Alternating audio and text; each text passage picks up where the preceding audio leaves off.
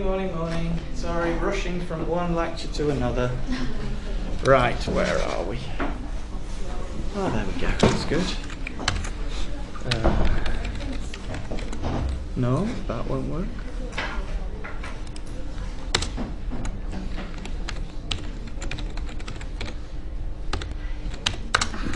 That one?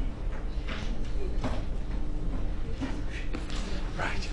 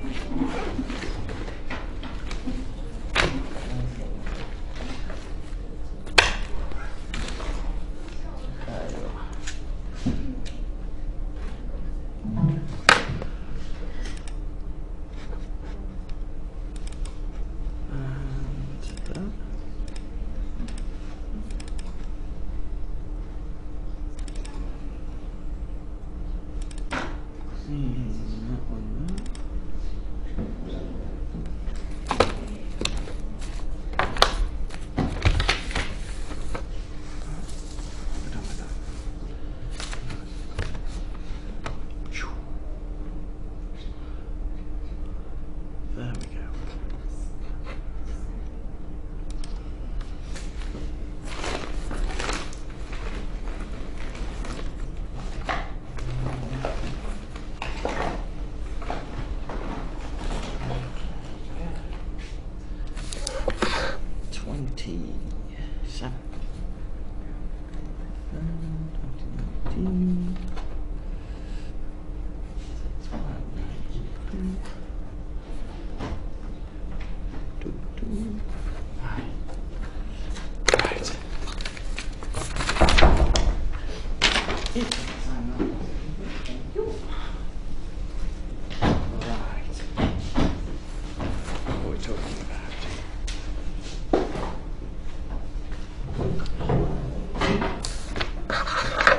Okay, well done. We're nearly there. We've only got a week and a bit left.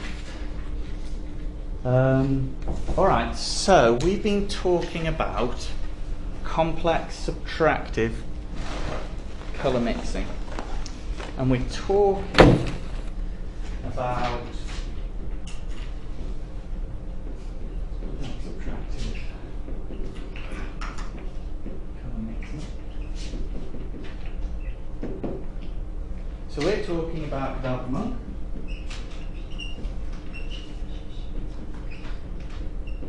And Kabalka-Munk is going to deal with absorption. Okay. And scattering.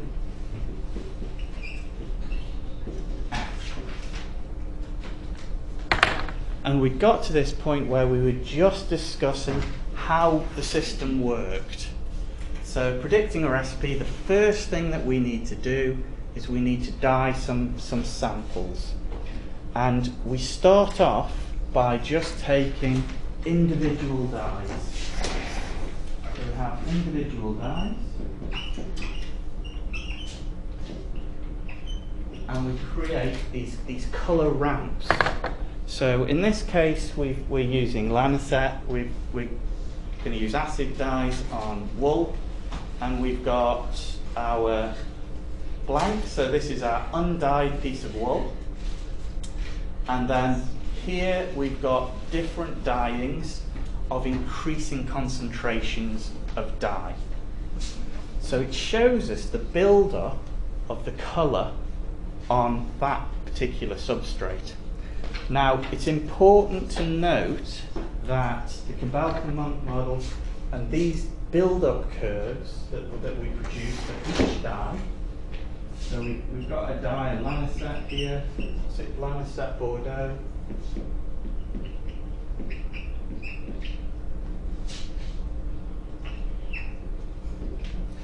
We usually look at concentration, again, it's something called K over S, at lambda max.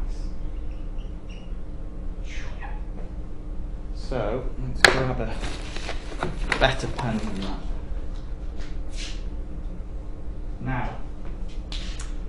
This is for our dyes on with our solvents, our water, for instance. If we were to change the substrate or the dye or the auxiliaries that we were using with the dye, then this line would change. So this line is only useful for us as a guide. So this gives us a guide. So here we've got our lab dips. So we've done all of these in the laboratory. So lab scale, small pieces of fabric. If we want to get this right for the production line, then we need to, usually the recipes that you predict in the lab have small amounts of dye in them. So that can be quite tricky to either produce as a dilution or gravimetrically weighed out. So that can be a bit tricky. And when you scale those recipes up, there's a small variation between what you've produced for these little samples, like this one, and what's being produced on the production line. So there can be a bit of a colour drift from that. We've got known concentrations, we know what's been put into these samples. So that's important for our predictions from the model. Once we've got our set of fabric samples, we can start to measure them. And here's a set. Here we've got the series 1 here is our blank, our piece of wool, our woolen fabric, and then we've got a set of different concentrations of dye applied from 2 to 9. So we've got 8 colourful samples and 1 original woolen sample. What you see is the wool is light. Perhaps you wouldn't say it's necessarily very bright white, but just going back here, it looks pretty neutral. It looks quite white, doesn't it? And anything over this sort of 70% reflectance starts to look very neutral. So if we've got a nice straight line across and above 70, we've got something that's going to look neutral. As we add dye, then that original white piece of fabric will change in 2 ways. It gets darker, and we can see that from the reflectance plot. These values drop, and also it gets colourful. So we'll see there's a peak over here, and then the line goes back up over here. So just from looking at those, we should be able to see there's a mixture of red and blue, and we kind of get this purplish, magenta-ish colour because of that. Okay, so as we put more and more dye on, the sample gets darker and darker until we reach this bottom one down here. They'll reach a point where it doesn't matter how much dye we have in the dye bath. No more of that dye can come out of the dye bath onto the fibre, onto the fabric. We just can't get any more on. And this saturation point is the reason that we see this. Basically what this graph is telling you is there's a fast change in the colour here. The gradient's steep, it's high. And as we go here, as we get more and more dye, it slows down. So there's less and less colour falling onto the fabric as we go into this part of that part of the graph. Okay. So what we're going to do now is we're going to have a look at these values, and we're going to try to identify lambda max, our peak absorption. Okay. So let's go past this.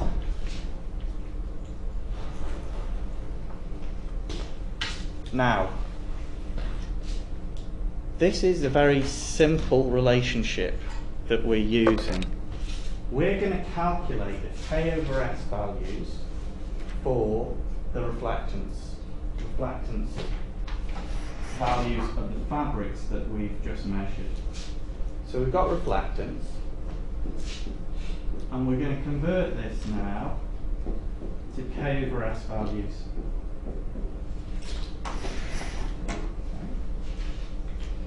And we do it in a very simple way. We use this equation, 1 minus r all squared over 2 times r. Now these are a particular wavelength, and this is going to give us our overall K over S at that point. The only thing we really need to remember, and we sort of know it already really, is that the r that we're going to use in this version of the equation needs to be between 0 and 1. It needs to be proportional reflection.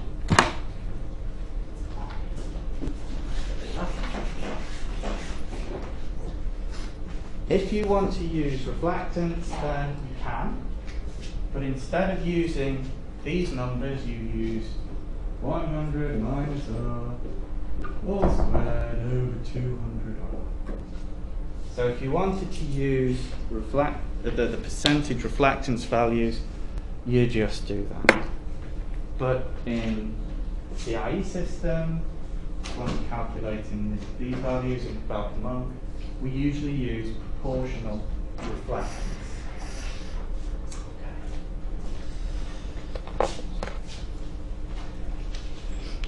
Now, for us, it's worth saying that in single constant Kabelka-Munck, we use K over S as a label.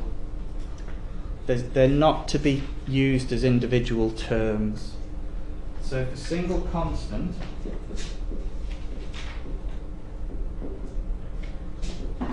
K over S is assumed to be a fixed ratio. So we can't separate the scattering out from the absorption. It's just a label, it's just a description of a single constant. It's not true in two constant. In two constant we split it out, but not in single constant. Okay.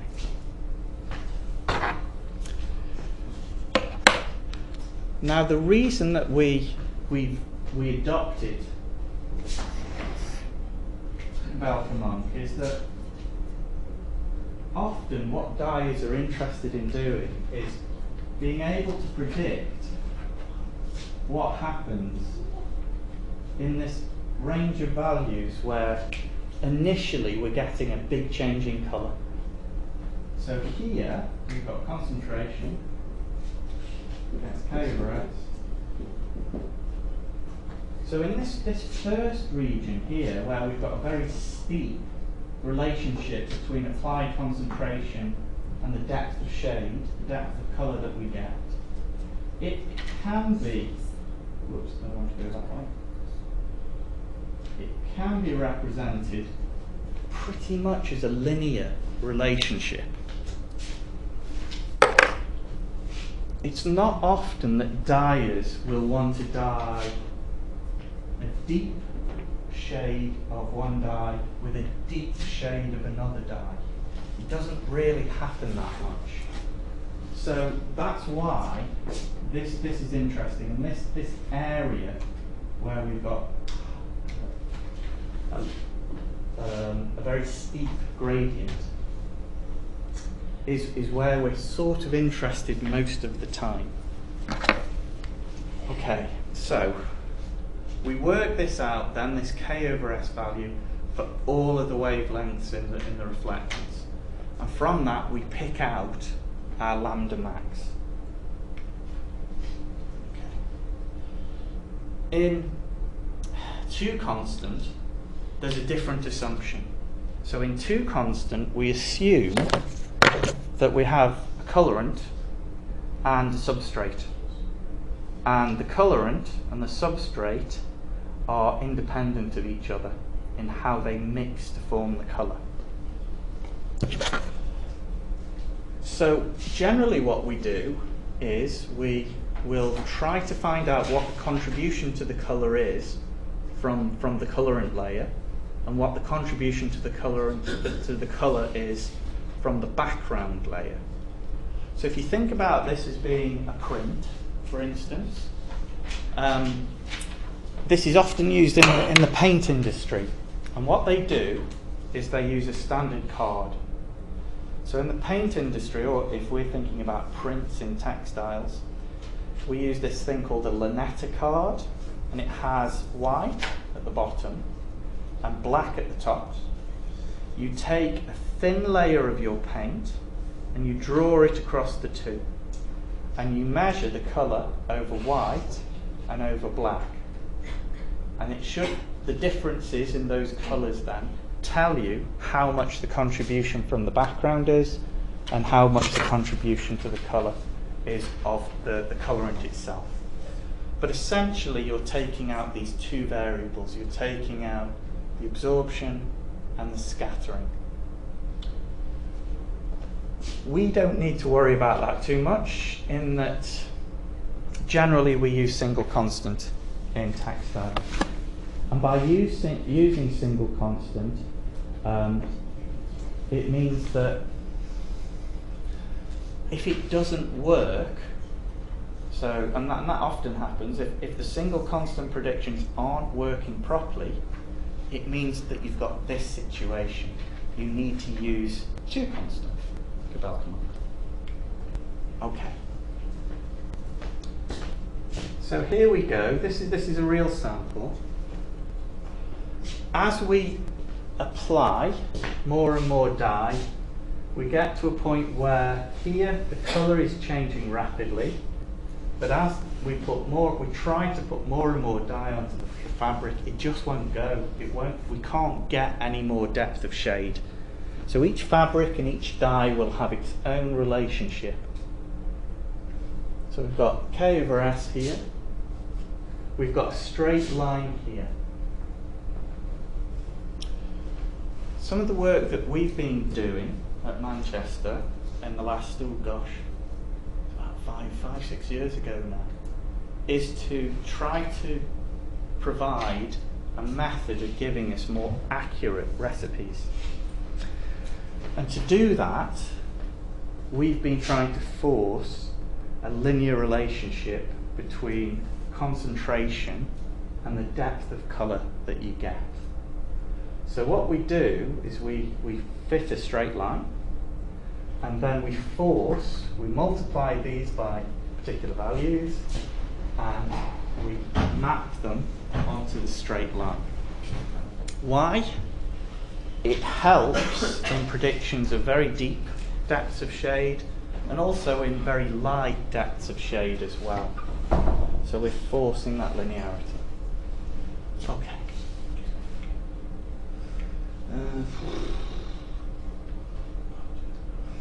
Okay, so Kobelka Monk. This is really a little bit more about situations where Kobelka Monk isn't going to work so well, really. So when we talk about pigments, we're talking about particles, small particles. We can't put them into our solvent. They don't disperse very well in there. When we look at pigments, their scattering really happens when we've got our particles about 220 nanometers. So you have to look at the system that you're using. For dyes, Kobelka Monk's going to be fine. For pigments, generally it's okay. It's generally okay, an easy problem. But there are issues that we'll get to.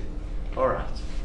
Explain how you would predict the amount of dyes and auxiliaries needed to produce a target fabric shade. So the first thing that you do is you measure the reflectance values of the undyed substrate. Then you produce a colour ramp, and you measure the reflectance values of the dyed fabrics of known concentrations. You calculate your K over S values, and you work out your lambda max. You check to see whether the dye is sensible.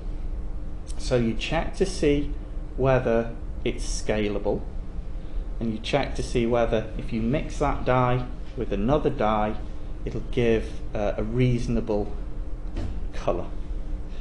You find out how strong each dye is in the mixture, that's this unit contribution, and then you apply this Kabelka-Munk model.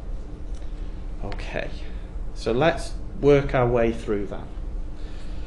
So we measure the reflectance properties of the woolen substrate to start off with. Just look at that.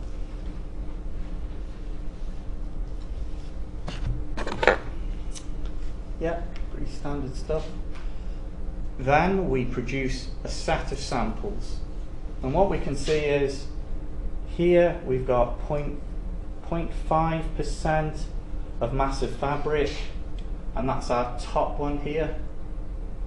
So we started off with something with reflectance of 70%, it's dropped now to just above 50%, and then as we add more and more dye, we get to a point here where we're getting quite dark samples.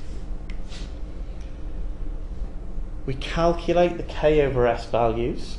So what you'll notice, hopefully, is that K/S has a relationship to absorption.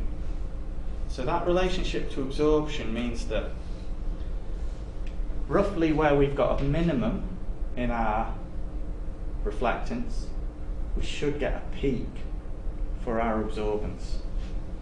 Okay? So interesting, we'll see, but it's not just the absorbance, it's also the scattering's being taken into account as well. So kind of flipped over that curve. If we flip that curve so that this is low and this is high, yeah, we get that kind of. Up here now, oops, let's get that. So we've taken the curve for 5% on at each wavelength. We've said 1 minus r squared over 2r all the way across. It gives us this result. And those are our K/S values. If we do that then, for all of our samples, we get this. These are our K/S values at all wavelengths for all of our samples. If the dye is going to work with the Kabelka-Munk theory, then we need to see whether the peaks of each of these curves are in the same place. The lambda max is in the same place. And it pretty much is. They've all got a very similar shape. So that's good. So what we're going to do now is we'll determine where the peak is, and the peak is about 640 nanometers. So we're going to take the peak value of each of these curves. So the peak value there, peak value there, peak value there, peak value there. And then we're going to divide each of the curves by whatever their peak value is, their lambda max is. So I've got a peak value here. I'm going to divide all of the points on this line by that peak value. I've got a peak value here. I'm going to divide all the points on this line by that peak value. So what that means is at 640 nanometers, the peak value divided by the peak value should give you 1. If this dye is a good candidate for Kabelka-Munk, then all of these curves should be really close together. Ideally, they should all sit exactly on top of each other, but that's not what happens for the majority of dyes. They should be as close as possible though. Kind of, not too bad. The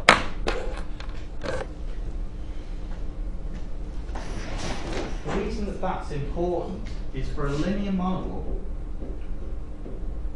we need two things. We need them to be scalable, and we need them to be additive. So this is the scalable bit.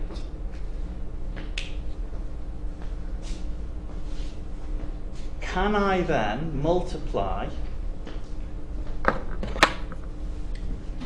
peak value up here by a certain scalar, a certain value? Say I want half of that strength. If I multiply that by a half, will it bring down the curve to something that's sensible on here? So if I multiply the shape of that curve up and down, will it give me a good representation of the colour that's needed to make that coloured sample? So this is is it scalable? Yes, it pretty much is. It's not too bad. They all line up, the peaks are all in the same place. There's a little bit of variability with one of them, but that might just be my dyeing wasn't very good, or a very dark sample. Okay. Now we need to find the K over S. I'll finish that bit first. So for our linear model, they need to be scalable. So that's what we've just checked. We've seen whether they're all the same shape, those curves. What we're going to use this model to do is we're going to predict what happens when you mix more than one dye together. So we need to check whether it's additive. And what additive means is if I take dye 1 and I add it to dye 2, do I get something sensible? Just to show you that, if I have two dyes,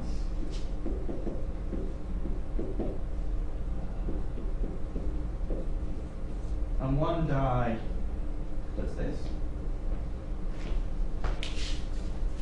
and the other dye has a peak perhaps in the reds, and I add them together, hopefully, when I add them together, I'll get something that looks very similar to the two curves, and not some strange artifact in the middle. So this is the idea of additivity. They're independent.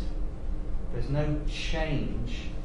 There's no strange reaction between the two dyes that causes a difference in the colour of the mixture. All right. The model itself, so if we look at the overall K over S value for a fabric, we take the components of the substrate. So we add the contribution to the colour of the substrate to the contribution of the colour to dye 1 times the concentration of dye 1. So for one dye system, what's the substrate value, what's the dye value, and add them together. So here, if we have a look at the contribution of the substrate, it's very light. In terms of adding anything to the colour, the K over S values are quite low here, all the way across.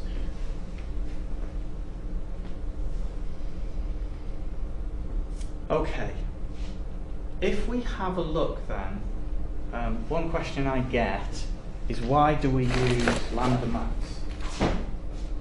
If you were to ask some other people, certainly a former member of staff here, why use lambda max? Why not pick any value?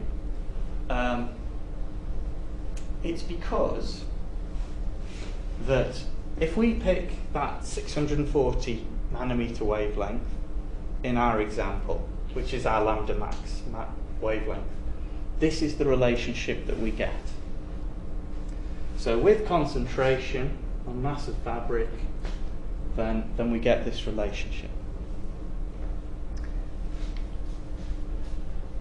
If we were to do the same thing with all of the wavelengths, let's have a look at the build-up curves of all of the wavelengths. What you find is the one at the top is our lambda max.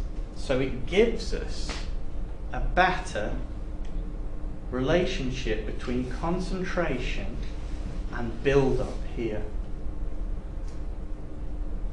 So this says if I go from 1 here, then I've got perhaps 4 as a K over S. If I go to 2, then I'm perhaps at 8 on the K over S. It gives us greater, we can distinguish the changes more easily because that gives us a steeper gradient. If I was to pick one of these wavelengths down here, then a large change in concentration would lead to a very small change on this axis. So it's more difficult to work out how much the dye is contributing to the mixture. Okay, so that's why we use lambda max. My colleague, my former colleague, I think because they were dealing with very dark colours, they said, oh, it doesn't matter. But most people don't deal with dark colours, they deal with a range of lightnesses. Okay, so let's have a little go at an example. Here we go, we've got the reflectance values for a piece of undyed wool. If we put 0.1% of mass of fabric onto the dye, onto that piece of wool, and we get that value. Dye B, 0.2%, gives us 30% reflectance. Calculate the R percentage at 600 nanometers for a wool sample dyed with 0.15 of both A and dye B. Okay. Right. So the first thing we have to do is we have to look at how each dye will contribute to a mixture. We're going to calculate the contribution of the substrate, which is the undyed wool. Okay. So overall, we've got K over S equals K over S of the substrate plus the concentration of dye A times its unit contribution plus the concentration of dye B times its unit contribution. Confusingly,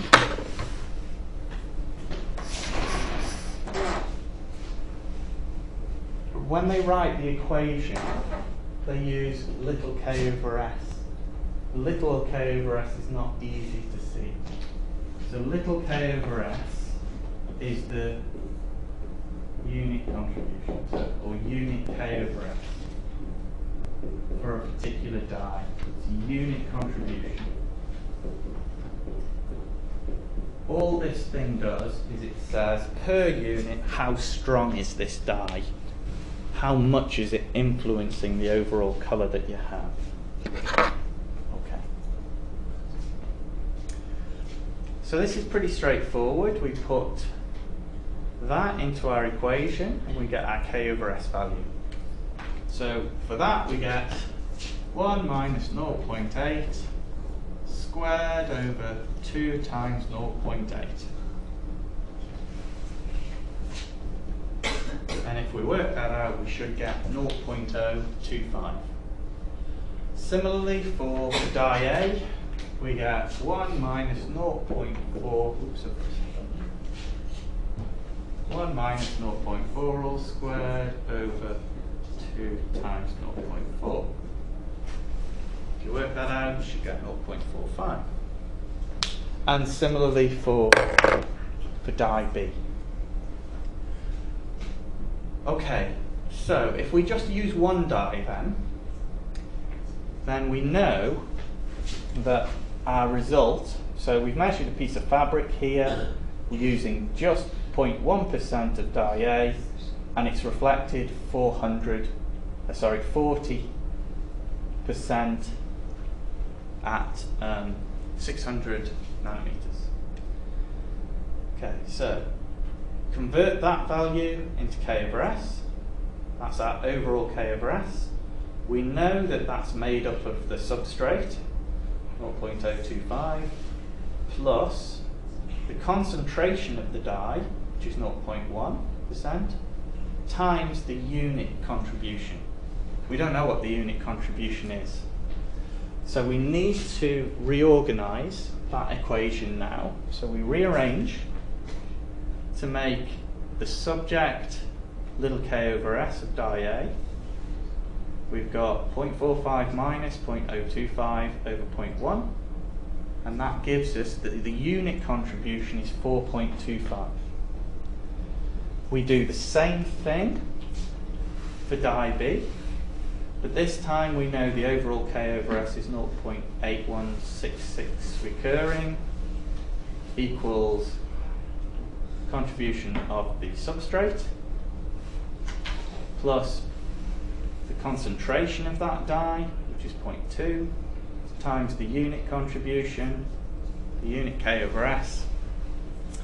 We need to reorganize that equation, and that will give us the unit contribution of that dye. So, in terms of the two dyes, dye A is a bit stronger than dye B, not much, but a little bit stronger.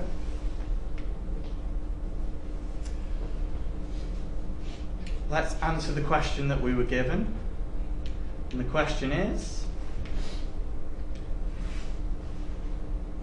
so calculate the reflectance value for a wool sample dyed with 0.15% of both dye A and dye B. So our overall K over S is made up of the K over S of the substrate plus the concentration of dye A times its unit contribution plus the concentration of dye B times its unit concentration. So substitute those values in. K over S of the substrate, 0.025.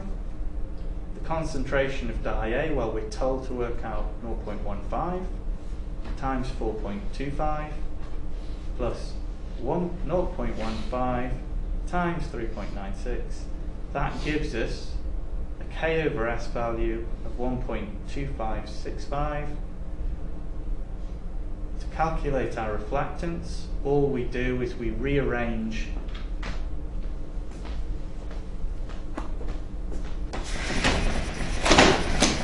this equation. So if we rearrange this equation, we get this.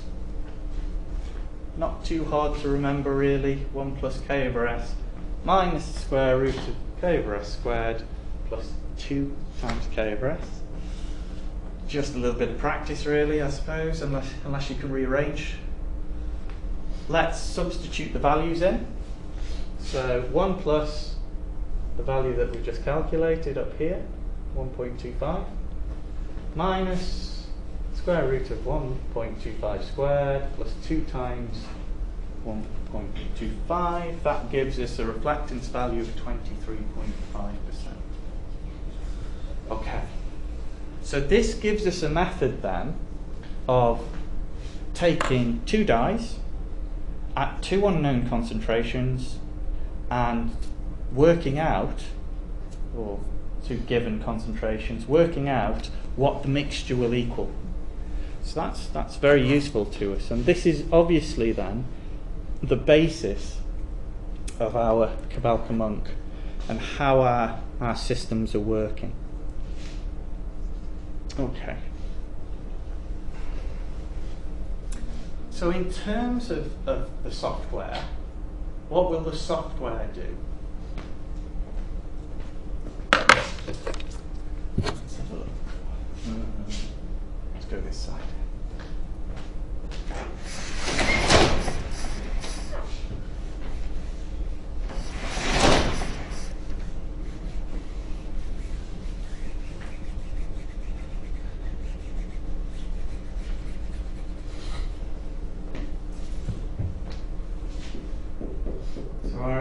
K over S is made up of the K over S of the substrate plus, let's do unit K over S like that, unit K over S of dye 1 times the concentration of dye 1 plus the unit concentration of dye 2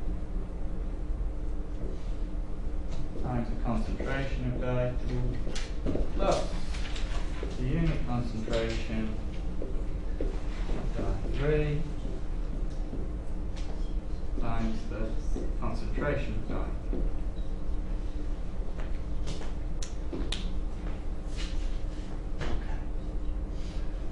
With our database, we know what these unit contributions should be. What we don't know is what the concentrations should be to make a particular colour. So what we do in terms of the algorithm is we can make a guess of the 3 concentrations required from the dyes to make a particular target fabric colour. Originally, that was done just by starting at a random point. But there are better methods. There's a technique by Allen that allows you to have a first prediction of these 3 concentrations that gets you quite close to start off with. So you insert, you know these from your database, you insert your concentrations into there, hopefully using a decent starting point like that one suggested by Allen, and then you predict the reflectance and you see how close together the 2 are. Once you predict reflectance, so you might have this. So there's your percent reflectance. We're trying to match. Oh no, let's do a nicer colour than that.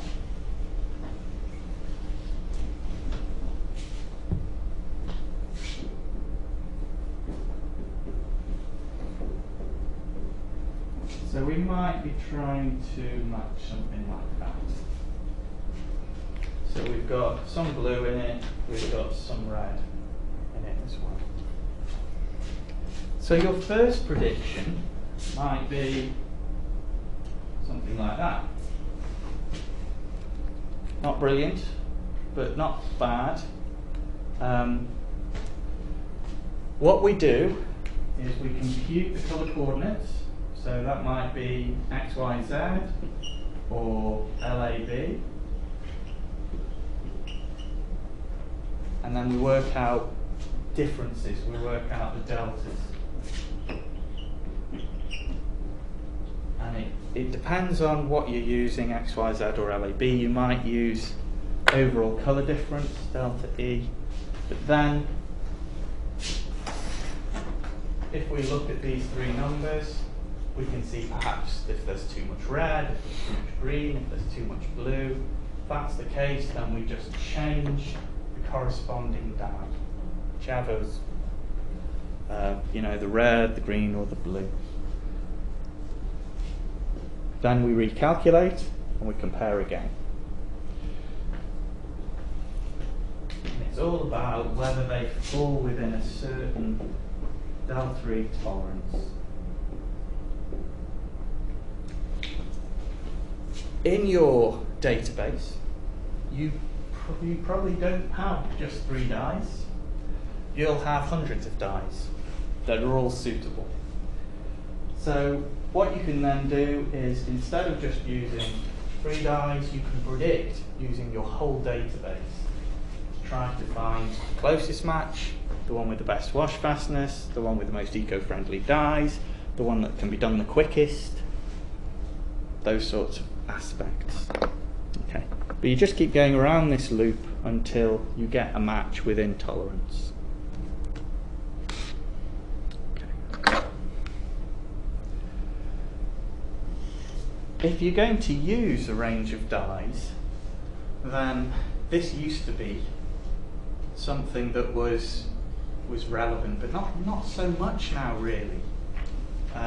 With computing power, it doesn't matter if you're doing 27,500 combinations. That's, not perhaps a few seconds if you're lucky.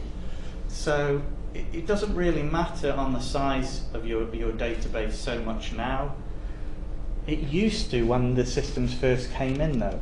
So when the systems were first produced, the combinations that needed to be checked would mean quite a long time waiting for the computer to actually complete everything. So it was a problem. So here's a recipe correction. There's a problem. So the problem may occur in terms of the error that you have in your system. And the error can come from several different parts of the process. So there might be an error in the die, in the database. So there might be an error in there. Most of the good systems will tell you if they think that there's a point in your calibration data that isn't right. So when you're doing your calibration, if you've got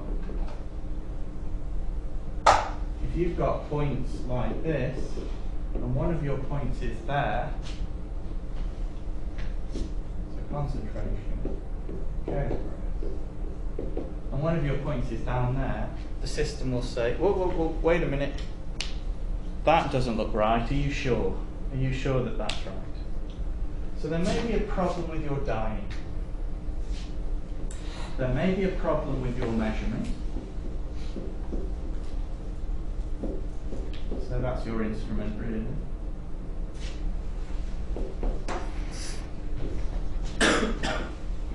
There may be a problem with your color space.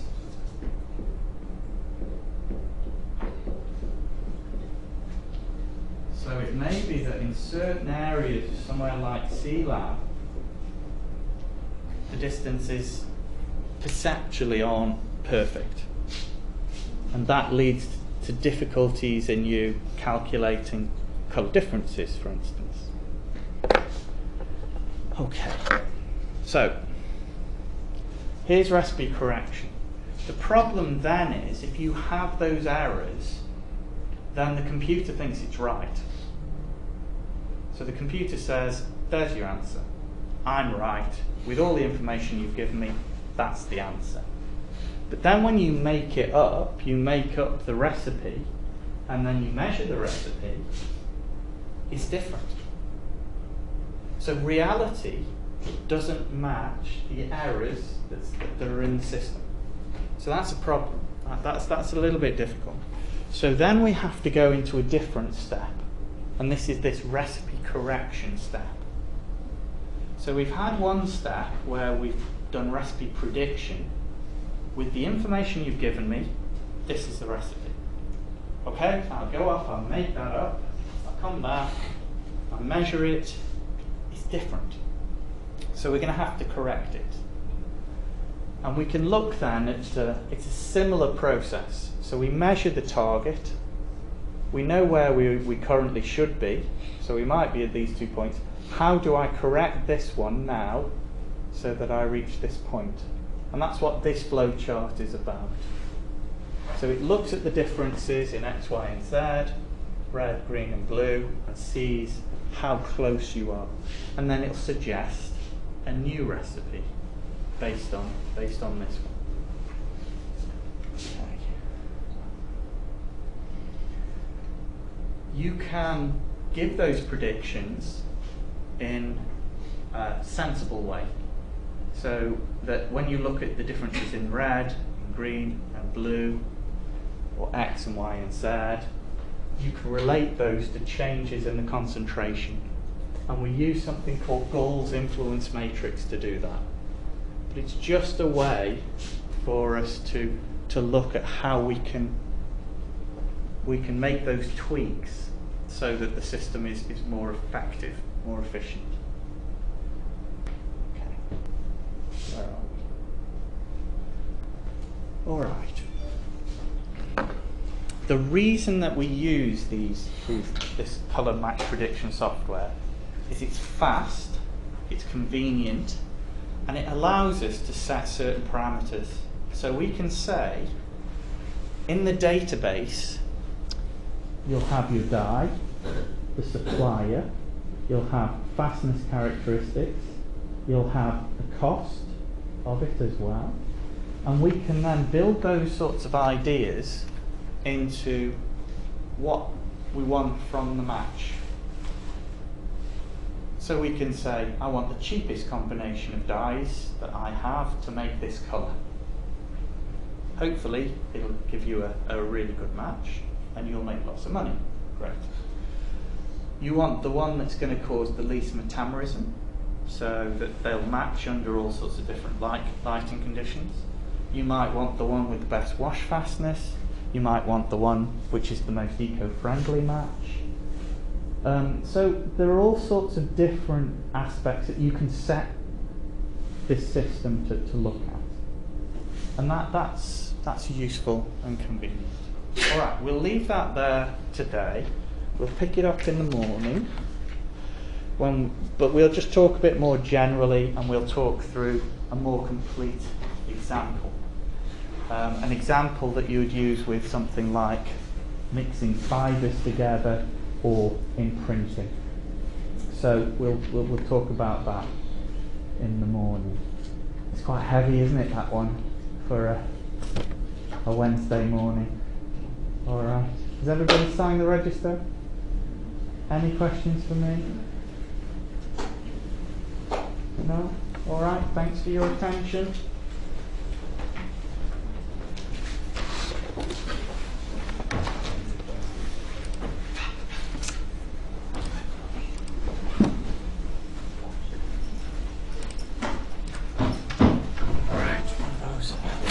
One of those.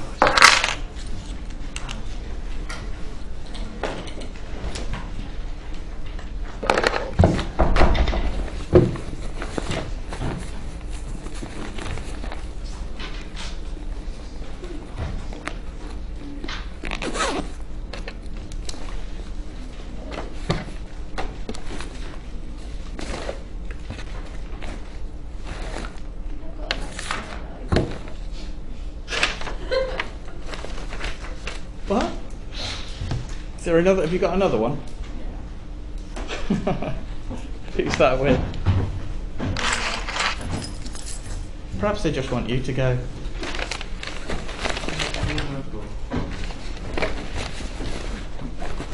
Thanks, Neil. How are you feeling? You okay? Yeah, I'm alright. Good. That's what I want to hear. No, I might be applying for meeting. Good. Can I have? Yeah, of course. Yeah. You forgot to sign the thing. I will sign it. That was this one. Yes, thank you. Yes, I would. That's what I'd recommend if you think it's had an impact. No, it is like he has asked me to Yeah. stay away from. Oh yes. Sorry. That apart.